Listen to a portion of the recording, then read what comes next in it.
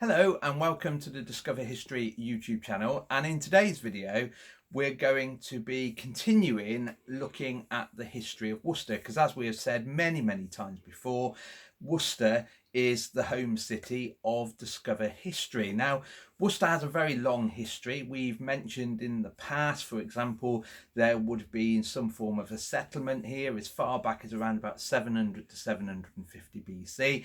And obviously today we're more well known as being the quaint, picturesque medieval cathedral city on the banks of the River Severn, and also with the largest growing university in Britain. But saying that, if you go onto our playlist, you will be able to see a selection of videos under the title Worcester History. For example, we did one on early Worcester, we've done one on Roman Worcester, for example, and obviously today's video is filling in the gaps, really, of the videos that we haven't done previously. So we've decided to do a video, and this was from a request, in fact, and a request from both my sister Caroline and several other people, in fact, on what Worcester was like by the time the Viking raids start happening inland in places like Worcester.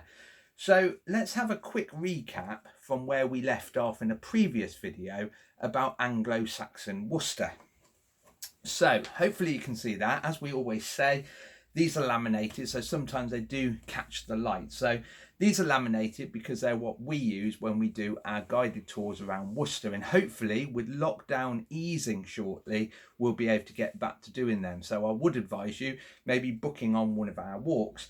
Now that's Worcester at the start of what we often refer to as Anglo-Saxon times, really, and that's really a period that starts with the end of the Roman Empire in the 5th century and goes right up to the year 1066, when sadly King Harold, the last of the Saxon kings, is killed at the Battle of Hastings. And obviously everyone knows about that date, 1066, the Battle of Hastings. Now, as we've mentioned in previous videos, we had become a burh or burg, in other words, a defended town. Now, we'd already had a defence, as we mentioned previously. There is the nucleus of Roman Worcester, but as with most things, people start building outside the defences. So Worcester became quite a large, sprawled town, including buildings as far north as Britannia Square.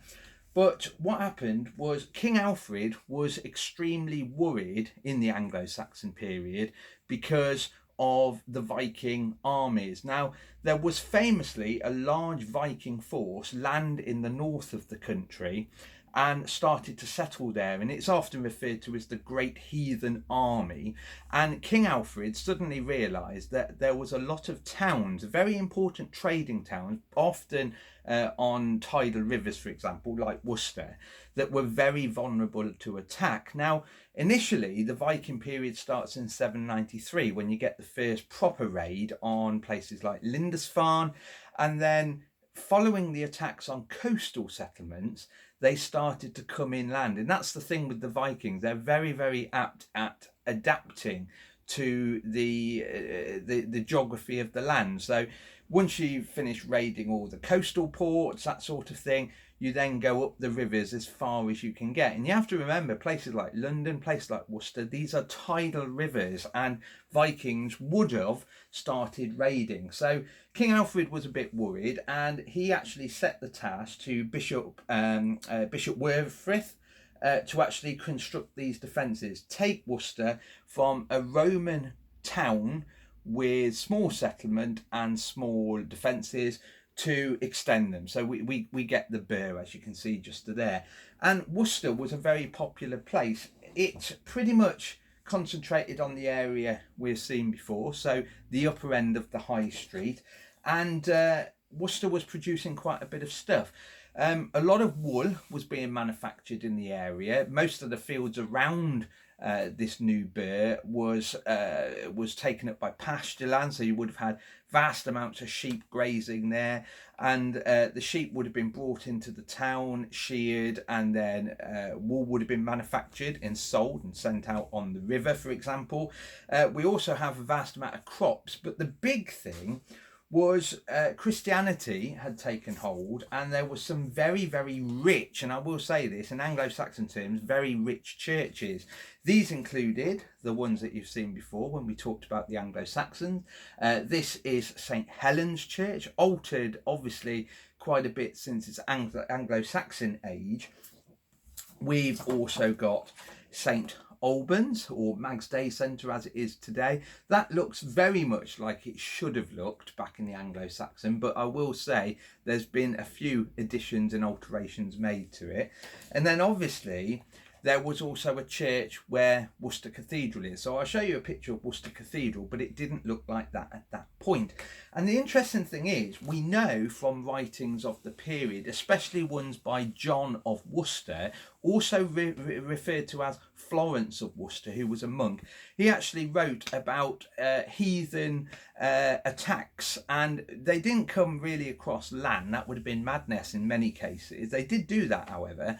The most vulnerable way of getting to places like Worcester was upriver, and John, or Florence of Worcester, often records attacks being made, mainly coming up and down the river, which is the vulnerability that Worcester had, and raiding on a regular basis. And it's really down to the fact that there was trade going on here. There's a lot of money, there's a lot of fine wool, but more importantly, these churches are packed with important things, which in a way is drawn the Vikings from their homeland to Angleland, as it was sometimes referred.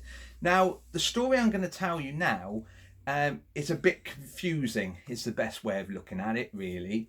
By 1041, so remember we're still in the Anglo-Saxon period, the heathen army is predominantly to the north.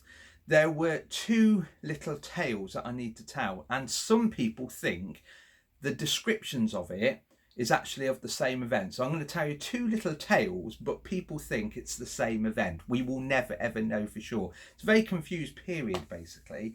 So the story has it that the Danish king, Harthacnut, was in the north of this land, and he ordered Worcester, which didn't go by the name Worcester at the time. Remember, if you look back in the Anglo-Saxon video, you will see the names that we had.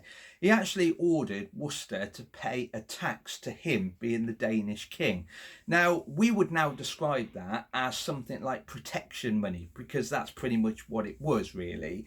And this protection money had to be paid to him. And what that king did was send two of his tax officials. Now, these are sometimes described as housecarls. Now, a housecarl is a Viking term, a Danish term, a Scandinavian term for what we would see later in history as someone like a baron, a tax collector, that sort of thing. And he actually sent two of these people into Worcester. And remember, Worcester was a settlement, making use of the river, making use of the farmland, and relatively peaceful, apart from the odd incursion by these Vikings, these Danes.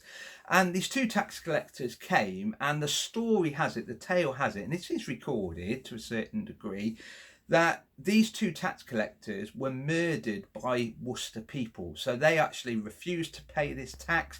They didn't see the Danish king as the king of their land. At the end of the day, this is under the kingdom of Mercia, the kings of Mercia, and it was decided that these two people would be killed. So the Worcester people set upon these two, killed these two people. Many people say that happened in the grounds of Worcester Cathedral, and obviously the Danish king was very, very angry, and what he actually sent is a small force of people into Worcester to teach Worcester people a lesson. It was also said in that year, during this incident, that Worcester people fled. Now, it's a shame really, because we had defences. What you have to remember is King Alfred, he always suspected Worcester could be attacked, which is why he ordered it to become a burg. And you would think Worcester people stood their ground, barricaded themselves in, and fought off these Vikings. But the sad thing is, Worcester people fled. It was said they fled to Beverley Island, which is interesting because later in history, for example, during the Black Death, during the English Civil War, that island, Beverley, would have been used as a safe refuge. A lot of Worcester people fled there during those times of trouble, basically. But the story has it, this small force came into Worcester, burnt it to the ground, stole what they needed to steal, and off they went, basically. Worcester people came back. They had been taught this lesson, but they rebuilt the defences, rebuilt their town, and carried on living as normal. So that's the one tale. But then there is another tale, which is partly legend, I would say, but some people think it's of the same event. And it was said that in one specific Danish raid on Worcester, Worcester people came back from Beverly Island, because what they would have seen is from Beverly, they would have seen smoke rising on the horizon. That would have told them that once the Danes had stolen everything, they would just burn what's left. So they would have seen that as in a way, a message to say, go back to your town. So Worcester people came back to their town, this settlement on the River Severn. And it was said, and this is how, you'd have to take my word for this one. This is more of a legend than facts, to be fair, but there are factual things in it. That they found one of the Danes was on the riverbank by the church, Worcester Cathedral, basically, and he was holding in his hand what was called the Sanctus Bal. And it was said that Worcester people were angered by the fact that their town had been destroyed, even their church, later Worcester Cathedral, was burning, that they were going to teach this man a lesson. And it was said that they staked him out, for example, and they didn't kill him, but they skinned him alive to start with. He finally died, but they say his skin was nailed to the new church that was built, and his skin was supposedly nailed to the west door, the door that overlooks the river. So next time these Danes come up river, they will see their friend, or the skin of their friend, stretched out on that door. But it's an interesting story, because the old west door was actually found. It was located, and there was what was referred to as organic matter on the door. Most people say it's proof that this is the skin of a Viking, a skin of a Dane. If you want to see that after lockdown, when the cathedral library opens up again, there is a fragment of skin in there. Did it come from the door? Did it come from a Viking? We will never be 100% sure. But the interesting thing is, those two tales, for example, the tax collectors getting killed and this Viking with the Sanctus Bal, some people think that's all of the same event. It could have been, to be fair, it could have been when Worcester people came back from fleeing this band of warriors because of the tax collector murder. Maybe they did find a Viking then holding the Sanctus Bal. So some people say that's one event. But Vikings didn't technically settle in Worcester, but we definitely know that they raided it on a regular basis. It was almost seasonal, really, but that was really from the time that the Vikings started attacking inland and when the Vikings had settled in the north. Later on, we refer to that period where the north is Viking and the south is Anglo-Saxon as Dane law, and basically the north came under the law of the Danes, the south became the land of the Anglo-Saxons. And interestingly, they both had their separate kings and they both fought each other on a regular basis. So if you have a look through our playlist, hopefully you've looked at this one after the Anglo-Saxon one, and one to go on to after this one would be on medieval Worcester.